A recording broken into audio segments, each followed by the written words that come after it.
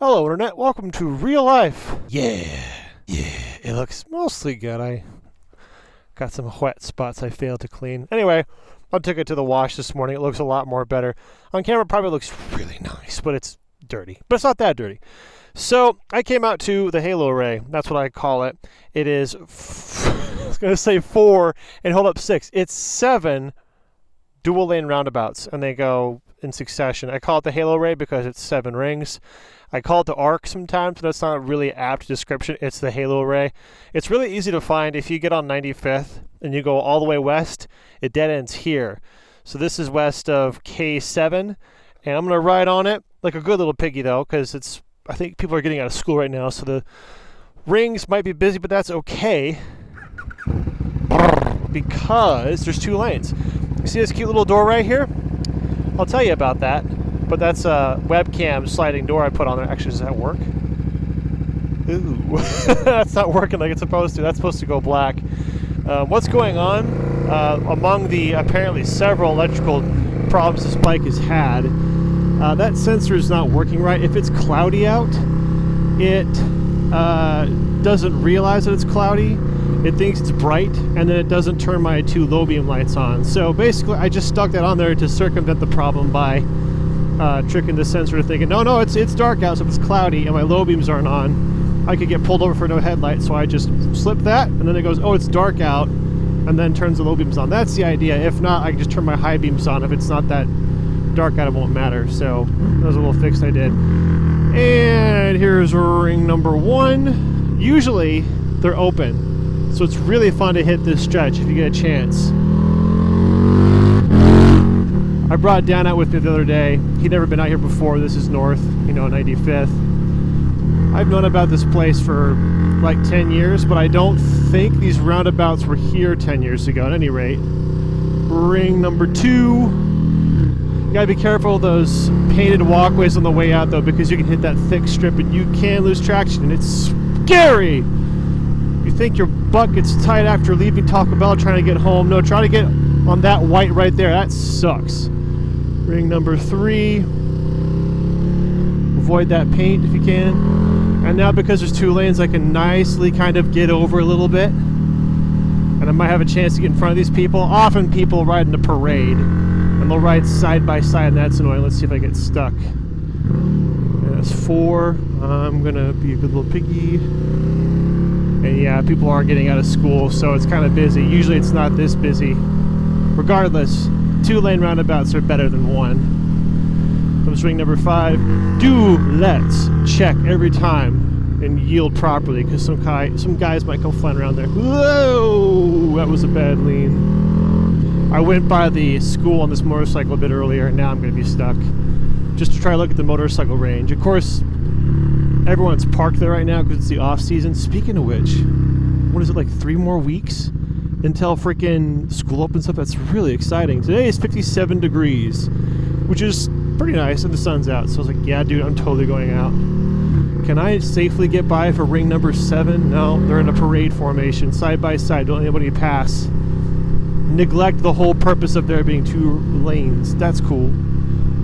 I forgot. Lately I've been in the habit of just doing long videos or long cuts and not cutting it down, which isn't what I usually do. So I've just been talking to fill the dead air so I can show you one continuous clip of what the 7 rings looks like. Okay, so there's the 7. Then we go across the highway, and I believe there's a bonus ring, but that doesn't count because that's 7 in a row. And if there's no traffic out here, you can really like, whoa. It's pretty fun. So if you don't know about it, I call it the Halo Array. Go check it out if you're on a motorcycle and get there. It could be really fun. Oh, saw a dude. Motorcycle down there. One electrical defect is the oil pressure sensor is faulty.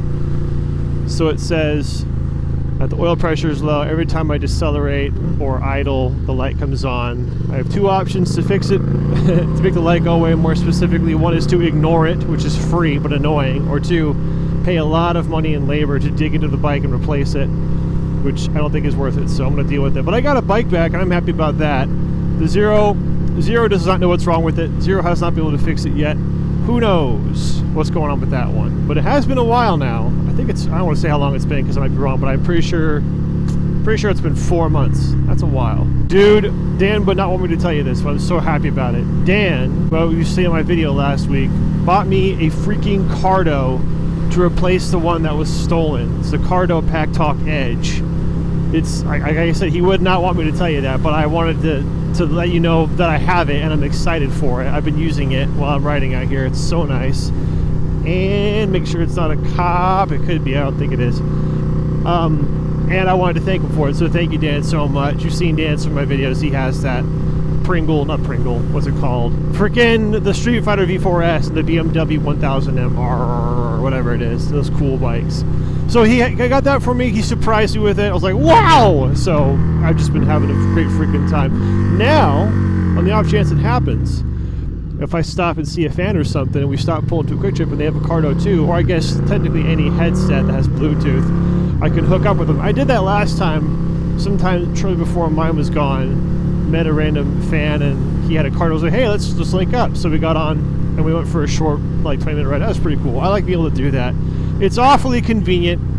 Hashtag not sponsored. Not sponsored by anybody. I got all my own things. But all my own things include a lot of generous people. So thank you to Dan so much for this. It is the freaking tits. I wish I had another camera so I could show you what it looks like and how it works.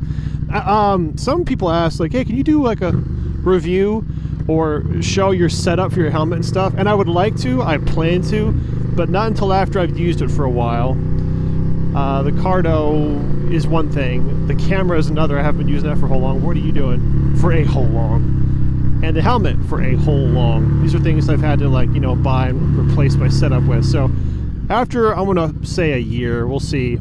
After a year or so of riding with the helmet and my setup, I'll probably make a video showing like what I think about the parts and how I set it up. Speaking of which, microphone probably sounds all right, but it's not nice because my good one, how to shorten it, I sent it off to get fixed. I think I mentioned that. Hopefully I'll get that one back soon. But once I get that microphone back, the helmet, including my glasses, which are a huge deal for me, should be all done, all ready to go. The perfect all-in-one head system. Very expensive, but like the idea is you could take this whole system anywhere in any kind of riding. I love it. The only thing that I haven't replaced is my backpack, I think. I had the, was it OGO Mach 5? It's a nice motorcycle backpack. I have a regular OGO backpack, which works fine. It's not as nice, obviously, for riding because if it doesn't strap on properly, it can kind of wear you down or pull. So anyway, I think, I have to look at my list. With the exception of that backpack, I think I've replaced everything. So I'm feeling nice, especially because I got a motorcycle back. Like, you really take it for granted when you have a motorcycle all the time and ride every day until it's gone for like a month. And you're like, ugh. Yeah, so that sucked. I hope the weather stays nice. It's been strangely good because it has been like 30 below and lots of snow, but it just kind of washed away, and here we are having a good old time. Oh yeah, that's something I want to talk about. I want to talk about it too much because I think I'm going to make a whiteboard video of me getting, like Coach Walter getting in front of the whiteboard and talking about it later, but I'll screw it. I'll talk about it. It's what's on my mind. I recently tried the Tenere for the first time, which you saw that last week. But then, 2 days after that, I tried, I'm going to try to keep the story short, a new bike, which was the 2024, so same year, 2024 KTM 790 Adventure. And that bike is very interesting, and it's rather comparable to the Tenere because of the price range. I broke it down. I'm not doing a review right now. I'm just telling you what I'm thinking. They have their pros and cons between them. I did like a checklist, and they're pretty evenly matched in a way as far as what I would like. And I'm torn. I'm very torn. I'll say two things. If I had to pick one, I would pick the Tenere still. Like, I'd give a reasons for that in another video. I'd like to do that. It's gonna be fun. But a step removed from that, I am not going to get another motorcycle, not until the Zero gets figured out. Whether the Zero is, the two best case scenarios are one, Zero fixes it and they don't charge anything. That'd be preferable. Second best option, Zero says your motorcycle that we sold you is poop, and we'll buy it back from you. Like, okay, cool. Not likely. Neither of those are likely. Option number three, it gets fixed, but it's expensive, which would suck, but that's most likely what would happen. And then option number four, Zero comes and they go, bro, your bike is a piece of poop and you're out of luck. Sucks to be you for buying a motorcycle. That one's possible too. And you're stuck with like a big brick. That's possible. Anyway, moral of the story is I am not going to make a move on a third bike or another bike while that one's sitting there. I'll wait to find out what happens with that. Kind of depending on what happens. Then we'll see if I would get another bike. But if I did get another one, absolutely a medium adventure. I want a bike that basically does what the Zero does. I want a mule, but one that I can take anywhere. And obviously the Zero I can't. It goes 40 miles at best. So, oh man, I would love to just put the peak on this helmet, get on my, I got a pantomime like this, get on my little, and just go like, I'm gonna go screw off and go to Arkansas for the weekend. You know what I mean? Speaking of which, I probably will screw off to Arkansas on this motorcycle. I was going to go, and I totally could, but I'm going to be nice. I think I got 2 rides planned this year. By planned, they're really more like goals. Number 1, I am super totally going to go to Oklahoma for that camping ground again. I had that fan ride in the fall. Went down there, and that was great. And I'd like to do that again. However, need more time. We did it all in, was it 24 hours? I think it was 20. Yeah, it was a 24-hour trip, and we got it done. We all rode down. There was like 20 of us. We all rode down from here to that lake in Oklahoma, camped, and then rode back and got back in 24 hours. But that was like packed itinerary. It was like boom, boom, boom, boom. There was no time to just chillax really. So I want to do that again and make it a 2-day trip. Whether that's another fan ride, which would be nice, or just by myself, I'm totally going down there, and I can just load this bike up. This bike would do just fine on that. The other one is I really want to go to Arkansas. I haven't ridden there, and I keep hearing all the great things about, wow, the roads, wow. Dan and I might go there. I think it'd be a good trip for him and I, or maybe a few, or just me. The point is, that's a bike that a trip that this bike could do really well. I just turn it into kind of camp mode. In Arkansas, I don't know the area, but I've heard about really great, clean, twisty roads, which this bike would do well on. Man, it's a bummer because this bike is not meant for touring, but it totally can, and I've done it, and I'm planning to, especially since, you know, it's kind of my only option right now. But you load this thing up with bags, do cruise control, and it's great, except for 2 things: ergonomics and no really off-road ability. So if you go to that campground like I did last year, you kind of like hop off in the grass and get on this bike and whatever, not a big deal. But I have done 8+ hour days on this bike. It's doable, and a windshield and stuff helps, but heck, it is not meant for it. So, I mean, I would like a bike that would have more comfortable ergonomics and then can just go off-road, because it really sucks to go somewhere like Oklahoma or wherever on this bike, and then when you get there, like, well, I'm kind of confined to roads. Speaking of which, this is a third trip I really want to do. I'm going to try really hard to get to Colorado again. I try to get there every year. And again, I'm torn because I would love to ride a bike to Ouray. Last time I trailered to Ouray. I'd love to ride a motorcycle there. Currently, this is the only bike that could be ridden there. But once I ride into Ouray on this bike, I'm stuck in town. This bike can't go off-road, you know? So it's like, oh, that kind of doesn't... I mean, the ride between, like, Colorado Springs into Ouray through the mountains on this bike would be amazing. That would be worth it. But then once you get to Ouray on this bike, you're like, oh, well, I guess I'll just see it like a schmuck. So it would be more ideal to have an adventure bike, so you get a Tenere and like, oh, cruise in the mountains.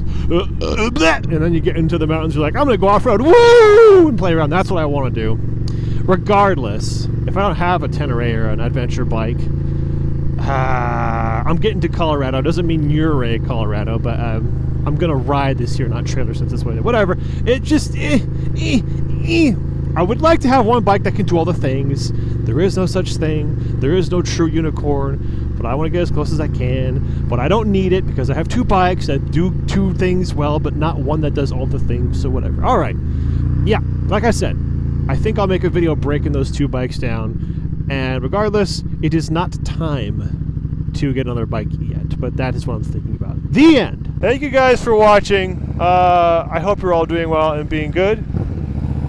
And we'll see each other later. Bye.